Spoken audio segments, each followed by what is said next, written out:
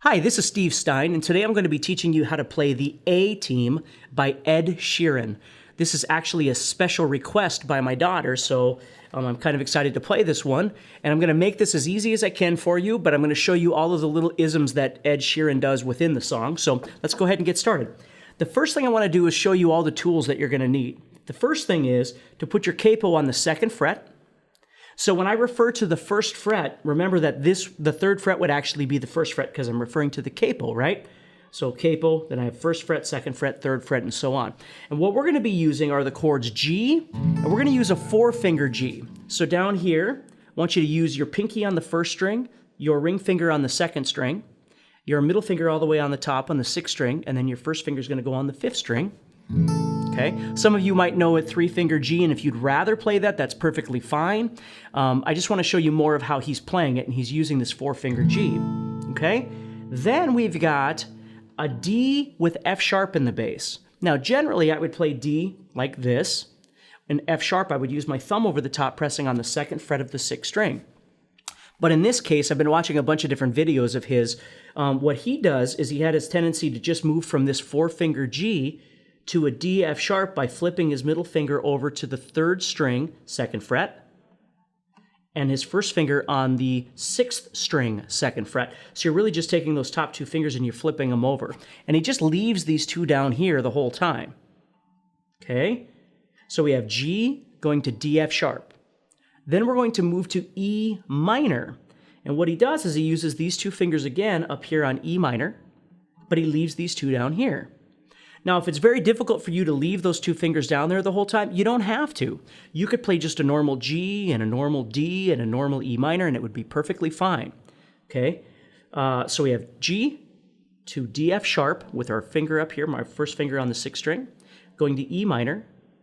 And then I'm going to go to a C chord, but I'm going to go to it as what's called a C add 9. And what that is taking my 2 fingers again, and I'm going to go on to the 4th and 5th strings. So it's like a G, but I drop these 2 fingers down a string. Okay? So the whole time he's leaving these guys right here. So here's what it sounds like. You've got G, D F sharp, E minor, then C add 9, and then G. So you can kind of hear the song inside there. Okay, now again, if any of those are difficult, remember you could just play a plain old G and a plain old D and a plain old E minor and a plain old C, and you'd be perfectly fine, okay? So if any of that gets too difficult and you don't want to practice some of those different elements, don't worry about it. Just use the regular chords like you always do.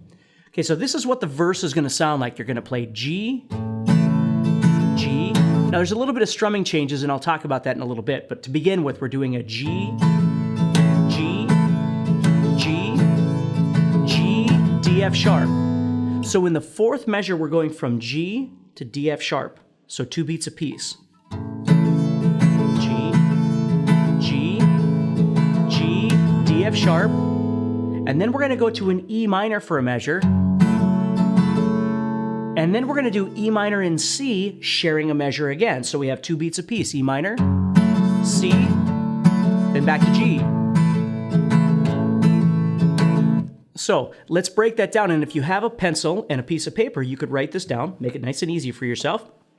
So we have G for 3 straight measures. G, G, G, then G and D F sharp in the same measure, and then E minor for a measure, then E minor, C in a measure together, and then back to the G for 2 measures. So now, if you've got that written down, and remember, you can always pause the video and write everything down and kind of log what I'm doing over here. Let me play the entire thing for you, the entire verse.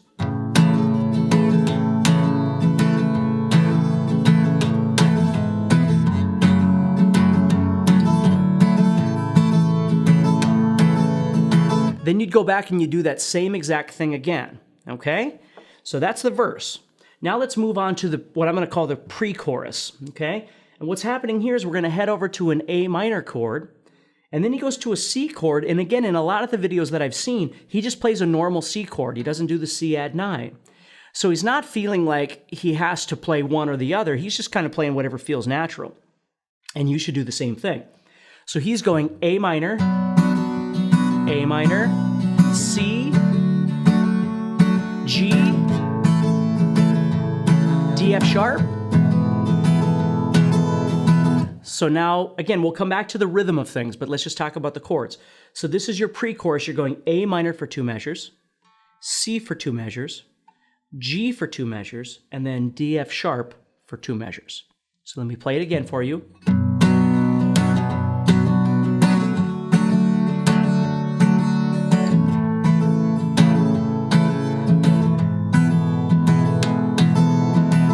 Okay, so pretty easy so far.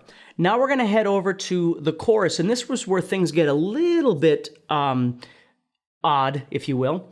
There's quite a bit of changes in here, so get ready to write this down. So your chorus is going to start off by doing E minor, C, G, G.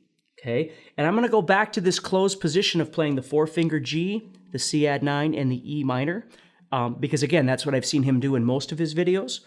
So you're going E minor, C, G, G, E minor, C, G,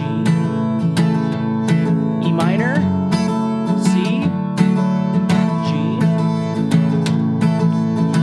Okay, so there's 3 of them. Now the 4th time through, he's going to do the same thing, but he's going to keep going and it's going to change. Okay, so now I'd have E minor, C, G, G, you know, in repeat signs with a ×3. And this 4th time now, you'd play E minor for a measure, just like before. C, G. But then he plays G and then D, F sharp like he did before. Oops, sorry.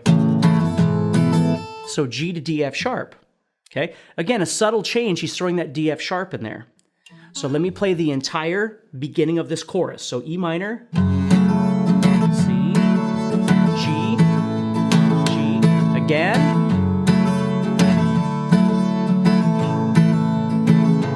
again,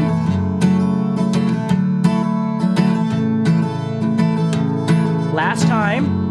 The ending's going to be different. Okay, and then he goes back to E minor, C, G, G again for 2 more times. E minor, C, G. This is the Angels to Fly part. So if you skipped that little D, F sharp thing, it would be the same E minor, C, G, G thing over and over and over. But it is in there, okay? Now, when he plays, he does the G to D, F sharp in lots of different places when he does it live, where he doesn't do it on the studio track. I'm just going off the studio track here. Okay? So we've got our verse, we've got our pre-chorus, and now we just did our chorus. Our chorus was E minor, C, G, G 3 times. The 4th time was E minor, C, G, and then G, D, F sharp in the same measure. And then we go back to E minor, C, G, G for 2 more. We repeat that twice. Okay, then we're going to go back and we're going to do the verse again. Oh, not the verse. We go back to the pre-chorus, excuse me. So then we're on A minor again, doing the C, G, D, F sharp. Do it again. Okay, so we're just doing that again.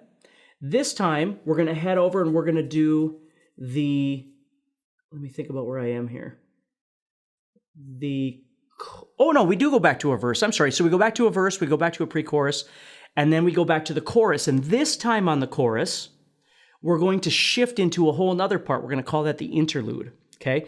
So again, the song is kind of long, so there's lots of different things. So we have verse, pre-chorus, chorus, verse, pre-chorus, chorus. Only this chorus, it's going to change. We're going to come off the E minor, C, G, G, like we did. We did that 3 times, remember? And then the 4th time was different. Okay, this time the 4th time is going to be different too, but it's even more different. It goes E minor, C, G, and then D, F sharp for an entire measure. So this is your chorus now. E minor, C, G, G, E minor, C, G, G, again, E minor, C, G, G, then E minor, C, G right here, D, sorry, I hit the wrong note there, sorry. Okay, so D, F sharp for an entire measure. So it's just a small little change that throws a wrench in everything, but it's there, okay? Then after he does that, he goes into the interlude. This is an entirely new section. So here he plays A minor, C, E minor, G, then he does it again, A minor, excuse me, C, E minor, G, okay, then he goes on to do E minor, C, G, G again, just like we did in the chorus, but he does that twice. So he goes E minor, C, G, E minor, C, G. Okay. Now he goes back, does the pre-chorus, okay, which was the A minor, C, G, D thing, right?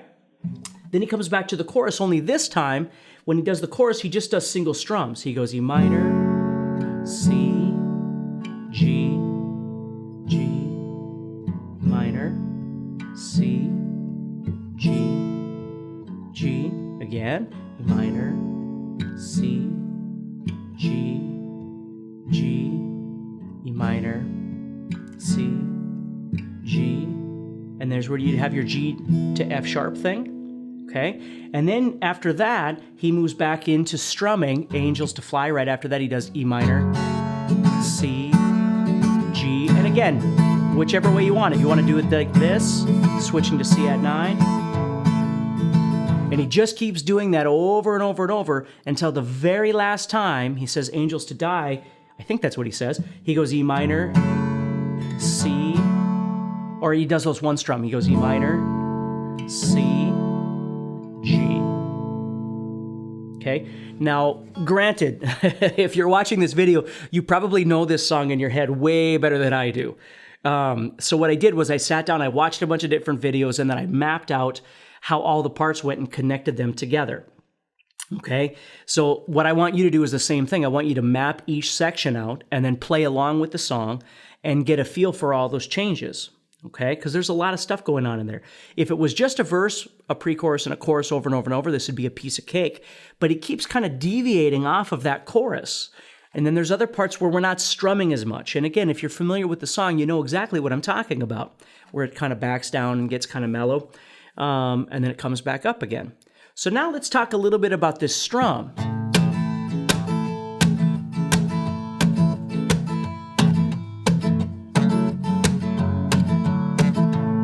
What he's doing is, notice I'm not using a pick, first of all. I'm strumming with my hand because it's not as aggressive. He's not using a pick, at least in the ones I've seen, he doesn't use a pick. Sometimes he finger picks, most of the time he was just strumming. So the goal is to kind of get used to just pretending like you have a pick in your hand and just kind of use that. Now, you could use your fingers if you'd rather just use your thumb. I'm going to be pretending like I have a pick here, but it's not as aggressive because I'm using the flesh of my fingers. Now what happens is he gets this boom, kind of rhythm thing going. So what's happening is on those, you want to hit the strings with the karate chop part of your hand. See how I'm coming across, and my wrist, the karate chop part of my hand is coming down on the strings, and then my hand, like I have the guitar pick here, is following suit. So I'm not just doing this and karate chopping the guitar. I'm strumming like I normally would, but right before I strum, I set my palm down, and then I strum, so I'm getting this slapping sound. And it takes a little while to get used to, okay? And you're gonna kind of, chop up the side of your hand too when you keep slicing across there, but that's how you're gonna get that sound, is by simply hitting it like you'd strum it, but instead of strumming it, right before you strum it, you set that palm down. Now, it doesn't have to kill all the strings all the time. It's just giving a percussive effect. So when he strums, he gets this.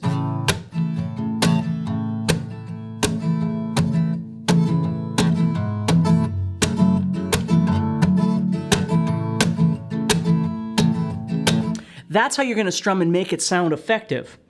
Now, again, let's talk about strumming a little bit. Let's say all of this strumming is really difficult for you, and you just want to play the song and you just want to have some fun. You could simply go back and just strum G, G, G, G, D, F sharp, E minor, C. Just one strum a chord or whatever, or maybe you're strumming, half notes, 1, 2, 3, 4, are quarter notes. Or you have a strumming pattern, down, down, up, down, down, up, down, down, up, down. Again, it's music. It's supposed to be fun for you to play. So don't get overly, wrapped up in, well, I can't play this chord or I can't do this strum. Those are goals. And the goal for you is to keep trying to work towards those things. But if you're just trying to have some fun with it, simplify what you need to still make the song sound effective. Now, if it's all sounding just fine and it's all making sense, that's the next thing for you to really get used to, is adding that.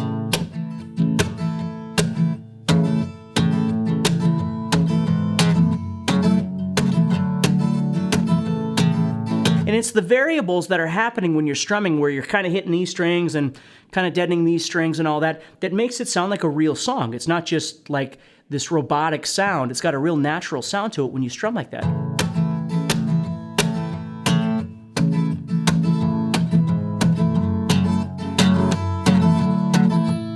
Okay? So always remember, there's two parts to learning how to play a song.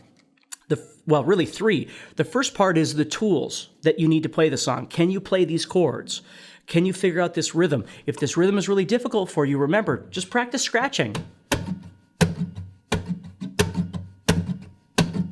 Just practice scratching along with the song over and over again, okay? Those are the tools that you need. The second thing is understanding the song, breaking down the verse, breaking down the pre-chorus, breaking down the chorus. And yes, I didn't print it all out for you, and part of the reason for that is because you learn better if you sit down and you write those pieces out for yourself and you look at them and you think about them. That's one of my big hang-ups about like ultimate guitar is when you have all the answers there, a lot of people just stare at the chords. They're not really thinking about the parts. You want to think about that verse. You want to think about that pre-chorus and so on. Now, again, it gets a little messy as it keeps going, but I did the best I can for you to break down how each piece connects onto the other one.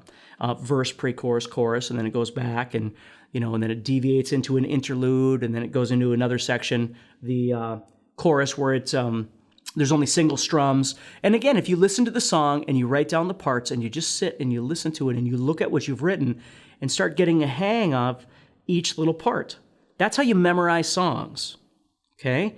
And then the third part is putting it all together, having the technical ability, now that you understand the song and you know these chords. The last part is trying to put everything together.